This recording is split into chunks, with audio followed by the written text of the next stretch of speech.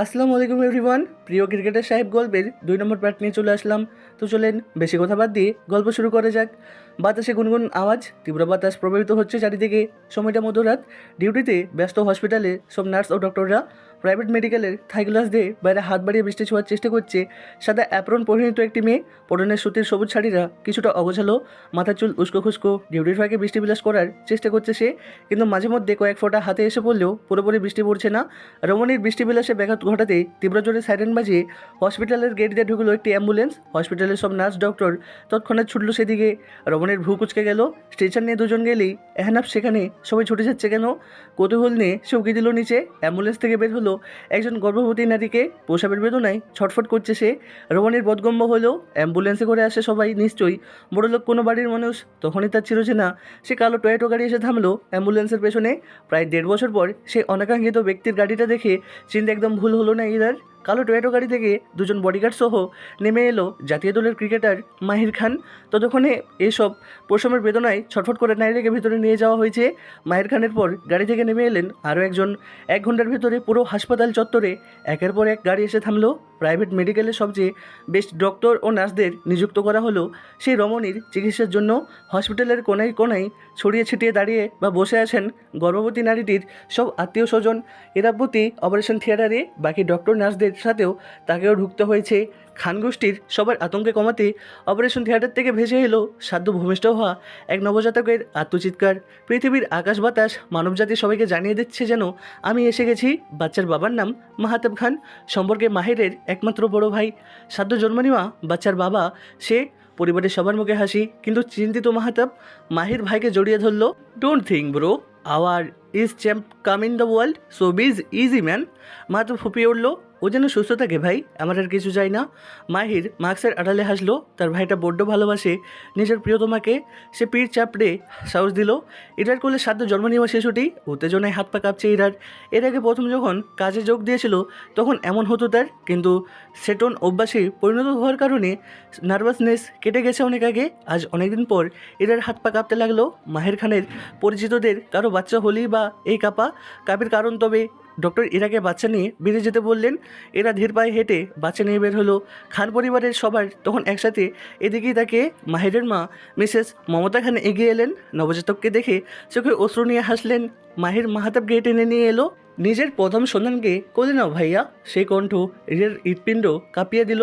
Operation থিয়েটারে ঢুকার সময় যে মাস্ক ইরা পড়েছিল সেটা এখনও লাগানো তার মুখে, সুতরাং মাহির তাকে চিনতে পারবে না। মাস্কহীন থাকলেও চিনতে পারতো কিনা সন্দেহ। মাহির নিজের মাস্ক খুলে ফেলেছে অনেক আগে। এরার দিকে না তাকিয়ে বলল, ভাইয়ার কোলে দিন চ্যাম্পকে। মাহাতাব কাঁপা কাঁপা হাত মেলে দিল। এরা মাস্কের আড়ালে হাসলো। সাধ্য জন্ম নেওয়া নিজের বাচ্চাকে বুকে জড়িয়ে ধরলো মাহাতাব। কপালে চুমু খেলো নিবিড়ভাবে। কানে আজান দিল নিজের সন্তানের। মাহাতাবের কোল থেকে একে একে সবাই কোলে নিল। সবার শেষে নিল মাহির। মমতা খানের দিকে তাকিয়ে বলল, চ্যাম্প আমার মতো দেখতে হয়েছে তাই না মা?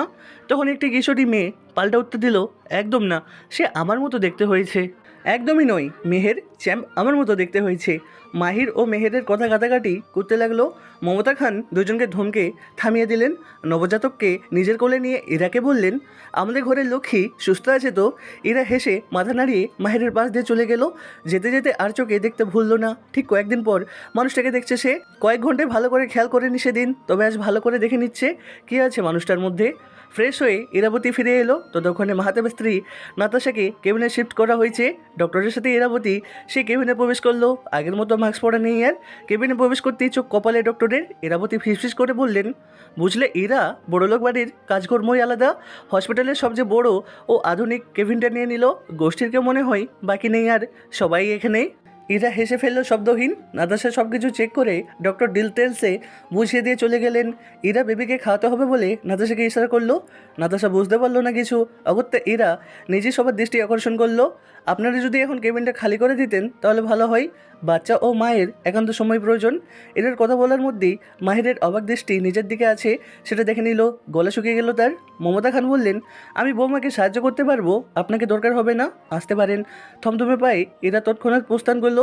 কেবিনের বাইরে হাঁটতে হাঁটতে সে যখন জানলার কাছে পৌঁছালো তখনই কানে ভেসে এলো সেই পরিচিত কণ্ঠস্বর, হাই মিস, চিনতে পেরেছেন? এরা অবাক হয়ে তাকালো। মানুষটা তবে তাকে মনে রেখেছে ভাবতেই এরা ঠোঁটের কোণে হাসি ফুটলো। মাহির এগিয়ে এসে দাঁড়ালো ইরাবতীর নিকট। কেমন আছেন আপনি?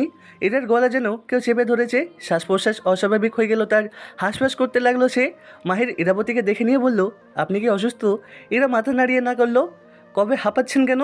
কি বলা উচিত ভেবে পেল না ইরা। মাহির চিন্তিত স্বরে বললেন, আপনি আমায় চিনতে পেরেছেন তো মিস? ওই যে প্রায় 1.5 বছর আগে আপনি আমাকে আশ্রয় দিলেন, মনে নেই? এরা দৌড়ে প্রস্থান করলো। মাহির অবাক হয়ে তাকিয়ে ভাবলো, কি হলো এটা? হসপিটালের একটি ওয়াশরুমে দাঁড়িয়ে হাঁপাচ্ছে ইরা, তার শ্বাস নিতে কষ্ট হচ্ছিল তখন। এভাবে দৌড়ে আসতে মাহির নিশ্চয়ই চমকে গেছে। সে কি এখন এরাকে নিয়ে ভাবছে? এরা ঠোঁটে হাসি ফুটলো। মাহির নিশ্চয়ই এবার তাকে নিয়ে চিন্তা করবে। অপ্রেমিকের মস্তিষ্কে নিজেকে নিয়ে ভাবনার সূত্রপাত করতে পেরে এটার দারুণ আনন্দ হলো। মুহূর্তে ঠিক হয়ে গেল সে। ওয়াশরুমের আয়নার দিকে তাকিয়ে বারবার লজ্জা পেয়ে মুখ ঢাকতে লাগলো। এই অ্যাডাল্ট বয়সে এসে এমনই আবেগী হওয়া এরাকে মানায় কি না সেটা নিয়ে আপাতক ভাবছে না সে। সে শুধু বর্তমান উপভোগ করছে। সব কিছুই উপভোগ করা উচিত। বয়সের মাপকাঠিতে কেন সে নিজেকে সঁপে দিবে? এরা প্রায় 10 মিনিট পর বের হলো। বের হয়েছে সম্মুখে মাহিরকে স্বয়ং উপস্থিত থাকতে দেখে ঘাবড়ে গেল সে। মাহির তার দিকে তাকিয়ে আছে। এরার দিকে এগিয়ে এসে প্রথমবারের মতো জিজ্ঞাসা করলো, আপনার নামটা? ইরাবতী আমিন। চারিদিকে ভোরের আলো ছড়িয়ে পড়েছে। আকাশে পেঁজাদোলার মতো মেঘেরা ঘুরে বেড়াচ্ছে। মাহির মেঘময় কণ্ঠে জিজ্ঞাসা করলো, আপনার নামটা কোথাও শুনেছি, কোথাও শুনে থাকতে পারি বলুন তো? এরা চমকালো, কোথায় শুনেছেন? মাহির কিছু মনে পড়ার ভঙ্গিতে বলল, ও হ্যাঁ, মনে পড়েছে। মেহের এই নামে একজন রাইটারের বই পড়ে। বাই এনি চান্স আপনি কি? আমি সে নই। এক নাম অনেকেরই হতে পারে। এরাবতী কোনো দিকে না থেকে স্থান প্রস্থান করলো। মায়ের অবাক চোখে তাকিয়ে রইল। এরাবতীর প্রস্থান দেখতে লাগলো। বিড়বিড় করলো, এরাবতী আমিন নামটাই কি সেকেলে ভাব আছে? মাহির এরাবতী যাওয়ার দিকে ফের তাকালো। অগোছালো সবুজ সুতির শাড়ি চোখে ভর্তি। ফের বিড়বিড়িয়ে করলো, ভারতের 90 দশকের হিরোইনদের মতো ভাবই তো আছে। নামটাও সেরকমই, মন্দ না।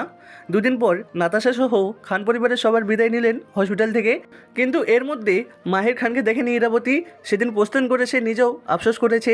মানুষটা কত আগ্রহ দেখে তার সাথে কথা বলেছিল, আর সে কিনা চলে এলো। মাহির খান নিশ্চয়ই তাকে ভাবাওয়ালি ভাবছে। মাহির এখন নিউজিল্যান্ডের মাঠে ছক্কা মারার প্রস্তুতি নিতে ব্যস্ত। নিউজে সবাই দেখছে ইরাবতী ডিউটিতেও অবস্থায় খেলা দেখার সময় নেই বলেও আবারও আফসোসে ডুবে গেল সে।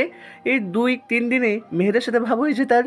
মেহের যে লেখিকা ইরাবতী আমিনের মারাত্মক ভক্ত সেটা সে টের পেয়েছে। মাহেরের মতো করেও মেহেরুর একই প্রশ্ন করেছিল। তার নাম জানার পর মেহেরও তার মধ্যে নাম্বার আদান প্রদান হয়েছে। ইরাবতী কোথায় কোথায় বলেছে সে লেখিকা ইরাবতী না হলেও তার বই সে পড়ে এবং হুমায়ুন আহমেদের মারাত্মক একজন ভক্ত। ব্যাস, শহীদের মানুষ মানে নিজের বন্ধু। মেহের হেসে হাত বাড়িয়ে বলেছিল, তাহলে তো আমরা বন্ধু, বলো? ইরাবতী দীর্ঘশ্বাস ছাড়লো। মাহির এর প্রতি তার অনুভূতি বেরিয়ে চলেছে। মেহরের সাথে ভাব জমানোটা মাহিরের সান্নিধ্য থাকার জন্য পাওয়া না হোক। মানুষটাকে সে সামনাসামনি দু চোখ ভরে দেখতে পারবে। বিভিন্ন বাহানায় চোখে চোখে রেখে তাকিয়ে থাকবে। গোপনে গেঁথে ফেলবে প্রেম কাব্য। সবসময় সব কিছু কেন দুই দিক থেকে হবে? পৃথিবীর কোথাও লেখা নেই যে মেয়ে হয়ে ছেলেদের জন্য পাগলামি করা যাবে না। ছেলেরা যেমন মেয়েদের পেছনে ঘুরে, ইরাবতীও ঠিক সেরকমই হবে। হয়তো একদিন সুযোগ বুঝে বলে দিবে মনের কথা। মাহির প্রত্যাখ্যান করলেও সে দুঃখ পাবে না। পৃথিবীর কোথাও এটা লেখা নেই যে ভালোবাসলেই পেতে হবে। ভালোবাসা প্রবৃত্ত, সেটা মনের ব্যাপার। শরীর না ছুঁয়েও যুগের পর যুগ ভালোবাসতে পারবে ইরাবতী। মাঝে মধ্যে মাহিরের জন্য আফসোস করে না হয় বলবে, আপনি খাঁটি ভালোবাসা না চিনলেন ক্রিকেটার, নিজেকে নিজে ঠকালেন এত শুদ্ধ ভালোবাসা পাওয়ার থেকে। ইরাবতীকে প্রত্যাখ্যান করলেও মাহির অবশ্যই ঠকবে। আর কেউ না জানুক, ইরাবতী জানে তার মতো ভালো ক্রিকেটার মাহির খানকে কেউ বাসবে না, কেউ না। গধূলি বিকেলে আজ রাতে শিফটে ডিউটি ইরার। টিভিতে খুব মনোযোগ দিয়ে সে খেলা দেখছে। মাহিরের হাফ সেঞ্চুরি হতে আরও 6 রান লাগে। তখনই মাহির দুর্দান্ত একটি 6 মারল। ইরাবতী পাগলের মতো নাচতে লাগলো। পরনে স্কার্ফ ও শার্ট, মুখে হাত দিয়ে হাসতে সবাই গড়িয়ে পড়ল। স্ক্রিনে তখনই হেলমেট ও ব্যাট হাতে দাঁড়ানো মাহিরের হাস্যজ্জ্বল মুখ দেখাচ্ছে। সে উপরের দুহাত ও মুখ তুলে সৃষ্টিকর্তার প্রতি সন্তুষ্ট জানাচ্ছে। ইরাবতী সে দৃশ্য দেখে মুচকে হাসলো। আচমকা কিশোরীদের মতো চঞ্চল হয়ে উঠল তার মন। হাত দিয়ে উড়ন্ত চুমু দিল মাহিরকে। তখনই টিভি স্ক্রিনে মাহিরের দাঁত বের করা হাসি মুখ ভেসে উঠল। ইরাবতীর মনে হলো মাহির তাকে দেখে লজ্জা দিতে হাসছে। সে দুহাতে মুখ ঢেকে সোফায় শুয়ে পড়ল। কুশন জড়িয়ে লজ্জাবতীর মতো লজ্জা পেতে লাগলো। গতবারের ম্যাচটা হারলেও আজকে একটা জিতে গেল বাংলাদেশ। ইরাবতী মুচকে হেসে বলল, আজ জিতে গেলেন কেন বলুন তো ক্রিকেটার? আমি খেলা দেখছি বলে। সেদিন ডিউটির জন্য দেখতে পারিনি বলে আপনার জেতার জন্য একটি দেওয়ার হাত ওঠেনি, সেজন্য আপনি সেদিন জিততে পারেননি। তবে আজ সে হাত উঠেছে এবং আপনি জিতেছেন। বুঝেছেন মিস্টার ক্রিকেটার? নেট দুনিয়া থেকে ইরাবতী মায়ের অসংখ্য ফটো কালেক্ট করেছে। সেগুলোর মধ্যে বাছাই করে কতগুলো ছবি দিয়ে অ্যালবাম বানিয়েছে সে। ঘুমানোর আগে হাত দিয়ে ছুঁয়ে ছুঁয়ে দেখেছে। কল্পনায় সাজিয়ে নেয় কত কি। অ্যাডাল্ট ইরাবতীর জীবনে প্রেমের বর্জন হয়ে নামা ব্যক্তিটা কি কখনো জানবে তার জন্য কেউ এত প্রেম ভালোবাসা বুকে নিয়ে বেঁচে আছে? নাকি সেলিব্রিটি সেলিব্রিটি ও সাধারণ মানুষদের দুটো বেড়াজালে গোপন থেকে যাবে ইরাবতীর প্রেম কাব্য।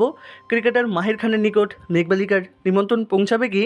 মেহের এইবার এসএসসি পরীক্ষা দিবে, সুতরাং তাকে আপাতত শৈত্য থেকে দূরে থাকতে হচ্ছে।